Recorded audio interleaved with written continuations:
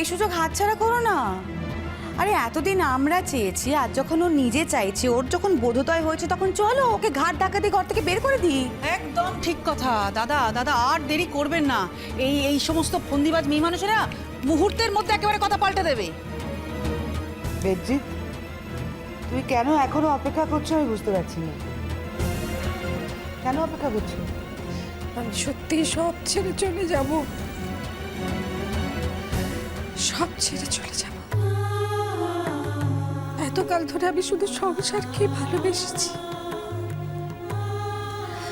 সংসারের বাইরে কিচ্ছুটি চাইনি গো। কাউকে কোনোদিনও বঞ্চিত করিনি, শুধু নিজে বঞ্চিত হয়েছি।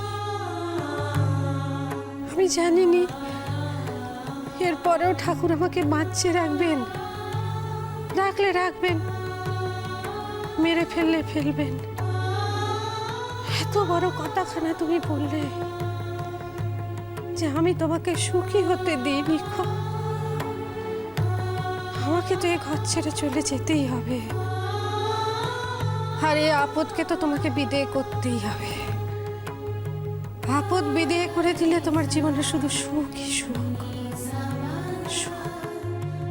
ও ছুটকি, ও ছুটকি, হেরে গেছিল, আমি হেরে গেছি, তোর কাছে হেরে গেছি বাবু। হ্যাঁ, আমি তোর কাছে একেবারে হেরে গেছি, তুই জিতেছিস। আমি হার স্বীকার করে ঘর ছেড়ে চলে যাচ্ছি। কাল থেকে ঘরের যেদিকে তুই তাকাবি সব তোর, সব তোর, কোথাও আমি নেই।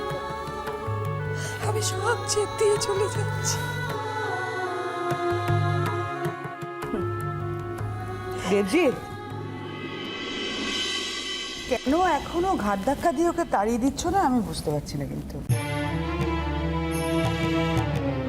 বৌদি, আমাদের দাদা তো ভদ্রলোক, ভালো মানুষ, পারবে না এসব করতে। আচ্ছা চলো না, আমরা বরং দাদার বিহাফে কাজটা করে ফেলি। একদম ঠিক কথা বলেছে শাহনাদি দিদি ভাই। চলো তো, চলো চলো, এই বাড়ির দরজাটা না ওর মুখের উপরে চিরদিনের জন্য বন্ধ করে দাও। হ্যাঁ কোয়েল, একে তাড়াতে পারলে অন্যটাকে তাড়ানো সহজ হবে, তাই না? ও বৌদি, দেরি করছো কেন? চলো চলো চলো চলো, চলো তো, চলো চলো বেরো, এসো এসো। কি গো ব্যানার্জি বাবু, পারলে না তো নিজে হাতে আমাকে বের করে দিতে? আমি জানতাম তুমি পারবে না গো। ওই বাপ মায়ের সন্তান কিনা তুমি,